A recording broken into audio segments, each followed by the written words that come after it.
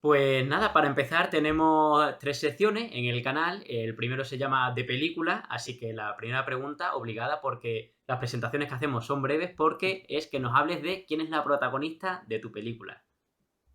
Pues fíjate que la protagonista de mi película soy yo misma.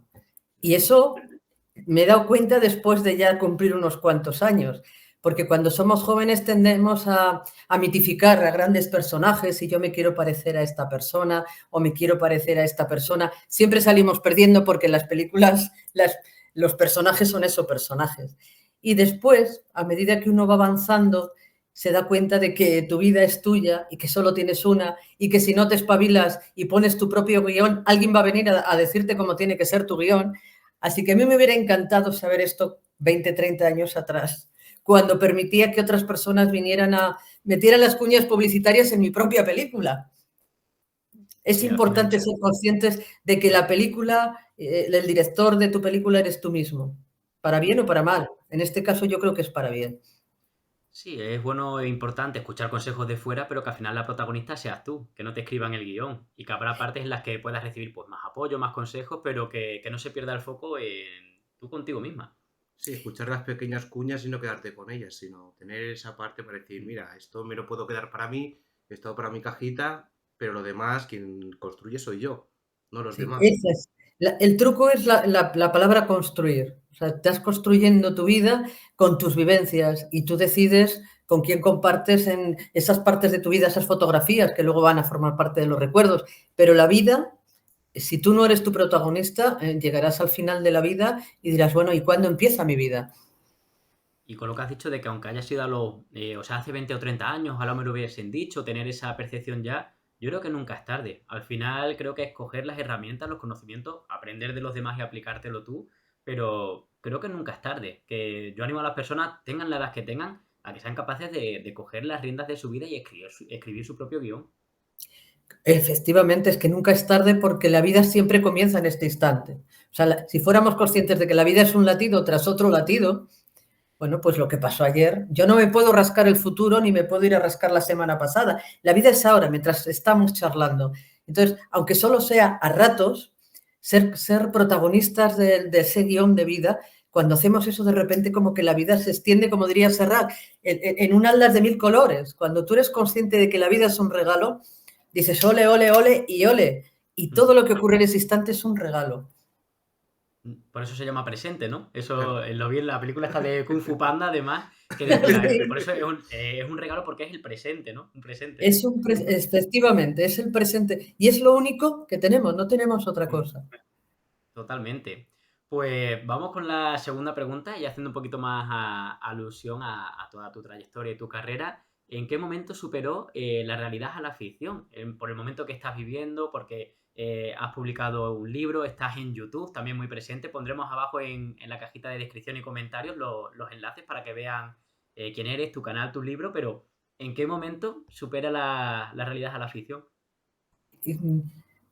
Es que depende o sea, cada vez que uno va por atravesando la vida, en cada presente te parece que este es el mejor. A mí eso de cualquier tiempo pasado fue mejor, no estoy muy de acuerdo. A mí me parece que en este instante, o no sé si es porque lo estoy viviendo, sintiendo que efectivamente el presente es un regalazo, pues nunca pensé, ni en mis mejores sueños pensé que iba a escribir un libro, que se iba a agotar en las primeras 3 semanas, que escritores a los que yo admiraba durante años se iban a poner en contacto conmigo y me iban a decir, me encanta tu libro. Y eso, bueno, ni en mis mejores sueños. O sea, entonces, yo creo que en este presente sí que estoy superando la ficción, porque es una estupenda película. Y supongo que también a nivel profesional, trabajando de médica y demás, ahí también habrás visto cosas que han superado totalmente la realidad, la ficción a la realidad. Pues ahora que no nos escucha nadie, os diré, cuando yo empecé a trabajar, la primera vez que atendí un accidente de tráfico, estoy hablando de hace 32 años. Entonces, vosotros no habíais ni nacido. ¿Por qué lo conceptualizo? Porque no había, no había helicópteros medicalizados, no había UBIs móviles, no había casi nada. Y un coche tuvo un accidente y cayó a un río. y yo estaba a 8 kilómetros. Yo trabajaba en urgencias y estaba a 8 kilómetros. Y cuando llegué, había caído al río al lado de un pueblecito, con lo cual todas las personas que se enteraron, porque todos se enteran de las desgracias, uno se entera de forma rápida, llegaron antes que yo. Y cuando llegué, yo no veía ningún coche accidentado. Yo llegué con la ambulancia, mucho miedo, mi maletín de urgencias y a ver cómo era yo capaz de resolver aquello, porque me dijeron que había varios heridos. Me dijeron, está en el río, está en el río. Y estaba todo lleno de gente y se fueron separando, como en la película de Moisés cuando se separan las aguas, se fueron separando para hacerme un pequeño hueco que yo llegara hasta la misma orilla. Y cuando yo llegué y vi aquello tan dantesco, yo llevaba trabajando pues unas semanas y sí que pensé, uy, esto está muy mal, que venga el médico. Me duró una décima y dije, no, pero si yo soy el médico, algo tengo que hacer aquí. Ahí sí que se superó con creces la realidad. O sea, era de película aquello. Si llega Almodóvar hubiera grabado directamente. Qué bueno, qué bueno. Es que también los empezar arriba del todo, bueno, al final luego también te allanan un poco el camino, ¿no? Porque si ya has vivido lo peor al principio, luego ya disfrutas todo lo demás muchísimo más y valoras muchísimo más tu profesión, creo yo. Tienes toda la razón. Sí, lo bueno es cuando ya dices, bueno, si ya he sido capaz de superar esto con estas herramientas, lo que ocurre que a veces en esos momentos uno, como dice Isabel Allende, uno no es consciente de toda la fuerza que tiene dentro hasta que llega a la situación donde la tiene que expresar. Y a veces se nos olvida que efectivamente tenemos muchas más capacidades de lo que nos creemos. ¿Y cómo es la sensación de, primero, lo de la publicación del libro, de dedicarte a algo que te encanta y que es para ayudar a las demás personas? Además de esta primera situación, como decimos, el empezar siempre puede ser algo complicado, pero lo que tú dices, liberas esa energía, aprendes, no sabes a lo que te puedes enfrentar, pero lo consigues. ¿Cuáles son esas sensaciones de dedicarte a lo que te gusta, ayudar a las personas, sea a través de los libros, de tu trabajo en el día a día? Es que es una especie de continuidad, no hay línea discontinua. Yo Ujú. siempre tuve claro, es lo único claro que he tenido en mi vida. A los 4 años yo dije, quiero ser médico. Me tomaban a broma porque estamos hablando de hace casi 55 años, estamos hablando de hace muchísimo tiempo. Me da vértigo cuando veo las cifras. Y en aquella época que una niña pequeña se pusiera de puntillas para parecer más alta porque los mayores miraban desde arriba así en plan Kafka y me decían, anda bonita, ¿tú qué dirás? Y yo decía, reíros, reíros, pero ya veréis. Y aquello es lo único claro que he tenido en mi vida. Ojalá todas las demás situaciones hubieran estado tan claras.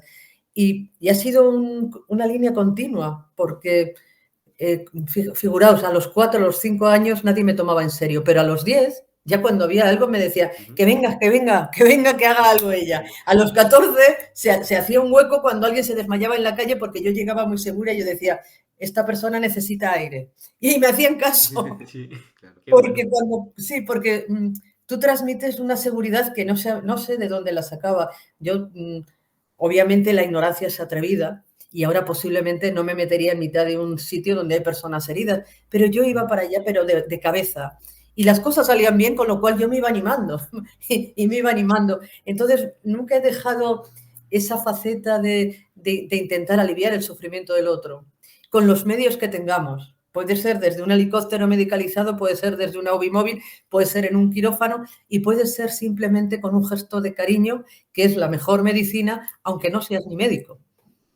Yo creo que esa fuerza de cuando somos pequeños, por ejemplo, nosotros nos pasa un poco con lo social. Yo recuerdo de pequeño de ver a una persona alcoholizada, intentar ayudarla, se me cayese, se abriese la cabeza y yo decir, madre mía, ahora digo, ¿por qué habré hecho eso? Pero en ese momento esa fuerza, por ese amor a lo que realmente sientes que tienes que aportar a esta sociedad, esa vocación, ¿nos hace equivocarnos a veces? Sí, pero no por ignorancia, bueno, por ignorancia obviamente, ¿no? Pero por querer hacer ese gesto, ese granito de arena, decir, yo es que soy así, no voy a estudiar para, sino yo he nacido para esto. Sí, es que yo creo que todos los niños son héroes y después la vida los va puliendo y les va arrancando a trocitos su capa de Superman, pero todos los niños nacemos héroes y luego es lo que tú dices, cuando eres niño dices, ¿de dónde he sacado esta fuerza? ¿Por qué me he metido ahí? ¿Por qué he olvidado ni siquiera el peligro, el riesgo? Es que no hay peligro, es que tienes la sensación de que vas a poder con todo y vas desde el amor y el amor tiene una fuerza, yo creo que el amor es la fuerza más poderosa para mover el mundo. Y se nos olvida muchas veces, ¿eh? Yo creo que ponemos el foco en otras cosas cuando el amor, la parte más social que tenemos, incluso la personal, un poco más introspectiva, creo que nos olvidamos. Vamos mucho, creo, ya un poco crítica, a carajo sacado, ponemos el foco donde no es y creo que se ve en la sociedad de hoy en día, en muchas de ellas, por no generalizar. Sí, diría Víctor Cooper, vamos como pollo sin cabeza y Sí, tiene sí, gran, Totalmente. mm, esa definición suya me encanta porque es gráfica y es verdad que vamos como pollo sin cabeza, corriendo de un lado a otro. La semana pasada, el jueves pasado, estuve en Televisión Española, que para mí era un reto. Yo nunca había ido, ni siquiera de visita. Y yo no sabía lo bien fundamentado que está todo. Y a la hora que yo llegaba ya había una azafata allí esperándome para llevarme, que si a la sala, que si a maquillaje, que si al restaurante, que si... Y me llevaba de un sitio a otro corriendo, pero corriendo como quien está perdiendo el avión. Y le di, no sabía que hay muchos pabellones. Televisión Española tiene muchos edificios anexos. Y pasábamos de un edificio a otro y por unos grandes pasillos, de estos de cemento frío, pero corriendo.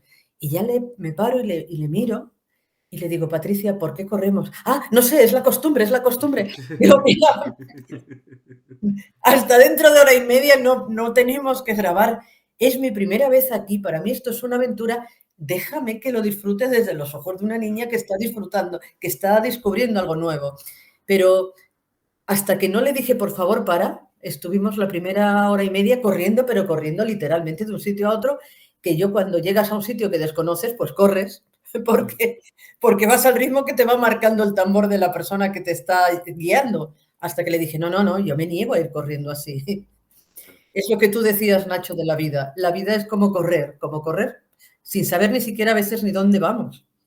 Sí, totalmente, hay que disfrutar otra vez del presente. Pero tiene un momento de, oye, me han invitado por primera vez, es algo que quiero disfrutar y te llevan como pollo sin cabeza y dices, oye, pause, relax, que lo mismo quiero disfrutar de esto también y tenemos tiempo. Si hubiese sido 10 minutos antes lo entiendo, pero si tienes una hora y media, disfrútalo. Después ella se reía y me decía, tienes razón, dices que yo llevo aquí trabajando año y medio y me di cuenta de que voy corriendo de un pabellón a otro. Pero bueno darse cuenta, al final de un momento, quizás esa frase tuya de, oye, ¿podemos ir más despacio o disfrutar? Pues quizás le caló y, oye, a partir de ahora se lo toma de otra manera. Al final, lo hablamos con Jorge, en la vida creo que son personas y momentos. Sí, en la vida son personas y momentos. Y, y- y depende, por eso hay que ser muy cuidadoso con quién invertimos el tiempo libre, porque no podemos elegir a nuestros familiares. Hay una frase que me gusta mucho de Wayne Dyer que dice, los amigos son la forma que tiene Dios de pedir disculpas por algunos de nuestros parientes. A nuestros familiares no los podemos elegir.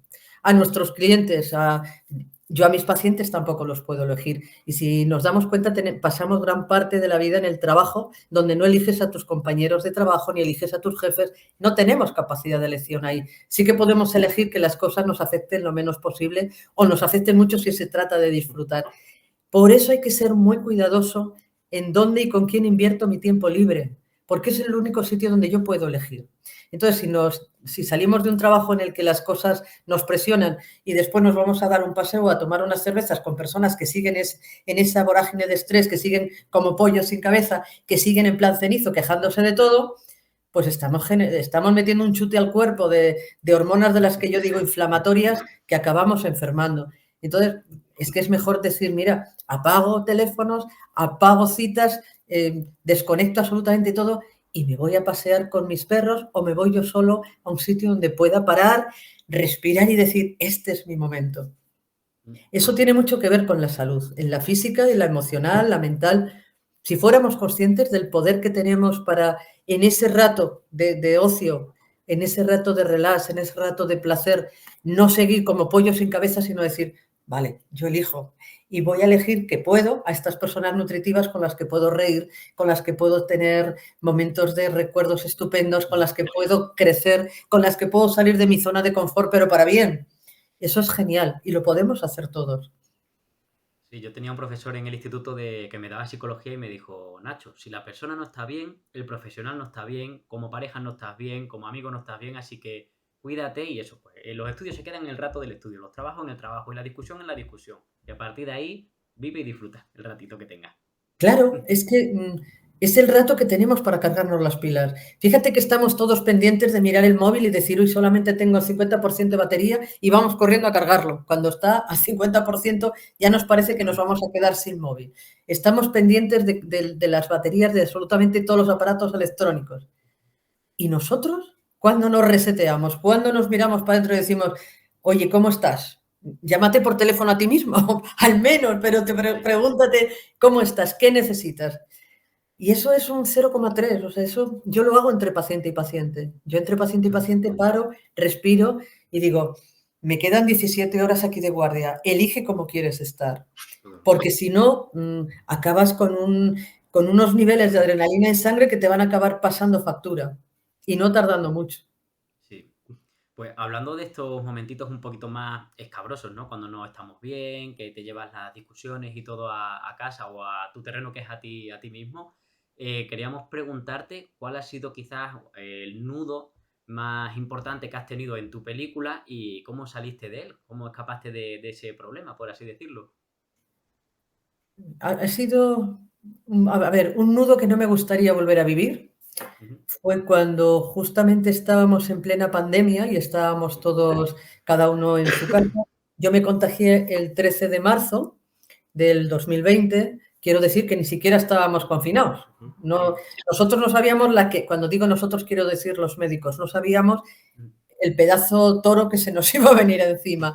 Y yo me acuerdo atendiendo a un paciente que además sentí cuando tosía cómo me salpicaba esas gotitas y a la media hora yo empecé a toser de forma parecida. Ni siquiera sabía, no teníamos ni siquiera test para saber si era COVID, sospechábamos, era complicado, pero yo misma dije, esto es el miedo. Yo misma me dije, esto es el miedo, no, quítate el miedo, no te ha dado tiempo a que te contagien de forma tan rápida. Y no era miedo, era COVID. Quiero decir que yo me contagié, vine a mi casa y en mi casa mi único miedo, es el único miedo que tuve entonces fue no contagiar a los míos, con lo cual me quedé sola. Una de las personas que en ese momento estaba en mi casa era mi padre, al que habían operado de cataratas y estaba, bueno, pues con la cosa esa leve de que había que echar una gotita cada hora, pero estaba bien. Sentí que no sabía muy bien dónde ir. Mi casa no es muy grande como para decir el ala oeste para vosotros, el ala este para mí. Y ahí te das cuenta de la importancia de que tu familia es un apoyo vital. Y como no sabía dónde llamar, no había hoteles para... Luego las cosas se mejoraron, pero el 13 de marzo no había hoteles, no había dónde ir. Éramos como apestados.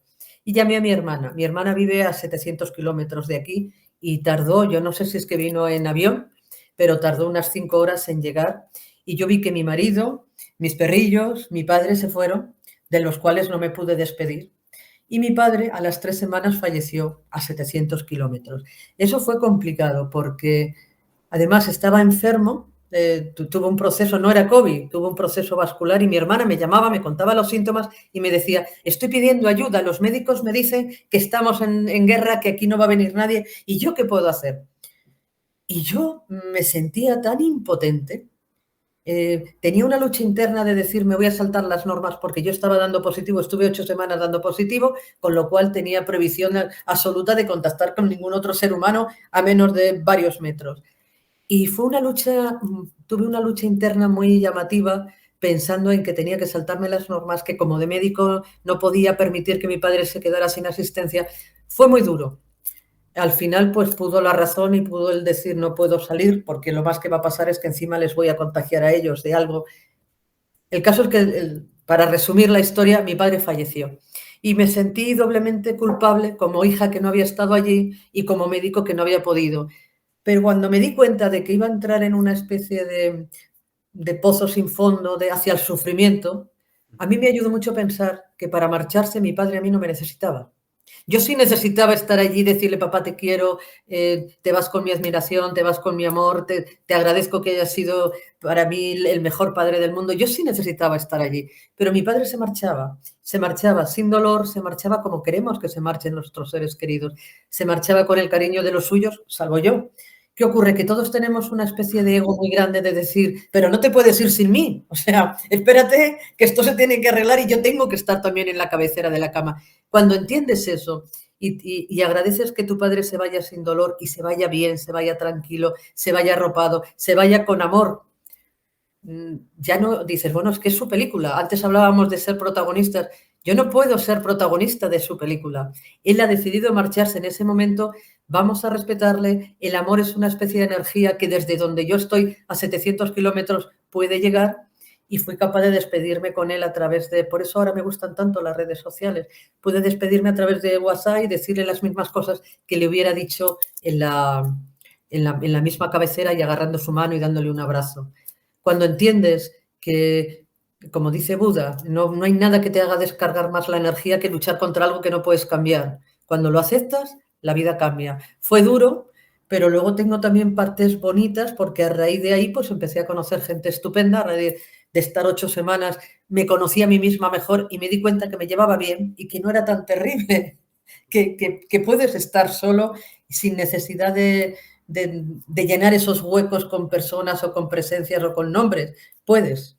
Y te conoces un poco más y te aceptas y dices, bueno, pues esta es una película que no me gusta, pero ya que estoy, vamos a vivirla desde la aceptación, no desde el por qué a mí, no desde el victimismo. Y aprendí muchas cosas y ese momento que aparentemente fue tan trágico, ahora forma parte de uno de los momentos más inspiradores de mi vida.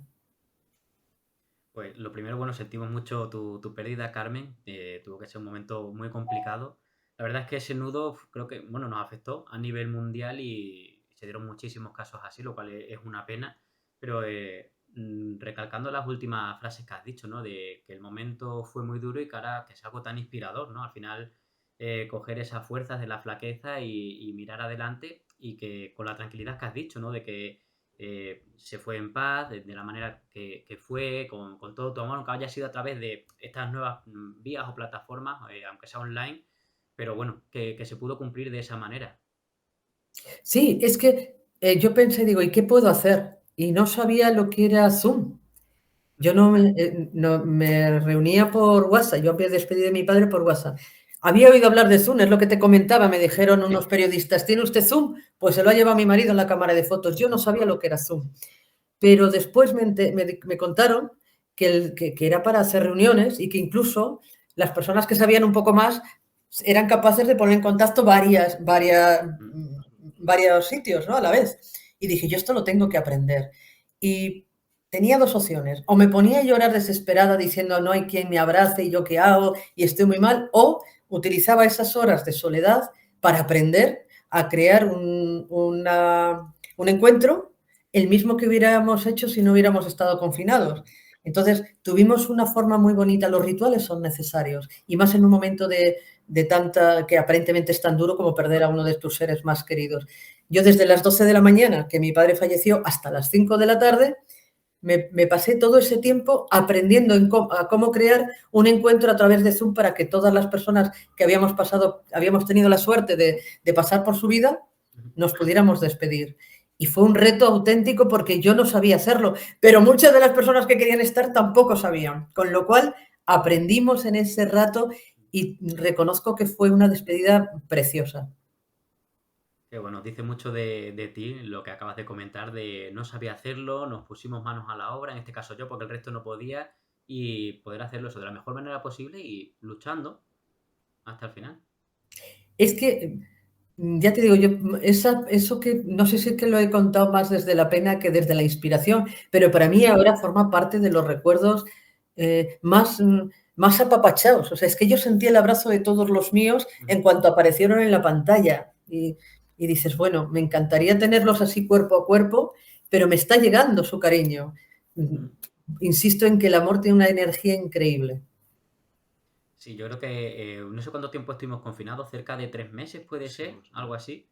Sí, Yo creo que los momentos que tú dices, el de poder vernos a través de la pantalla, todos hemos pasado por ahí. Yo, por ejemplo, con mi abuela, una relación súper estrecha y claro, ya pues tampoco sabía manejarlo y demás. Por suerte sí estaba con otros familiares y en cuanto nos abrió la cámara y nos vio a todos los nietos fue como, Dios, de momentazo de mi vida. Momentazo. Sí, sí. Es que es eso lo que es tú muy dices. bonito.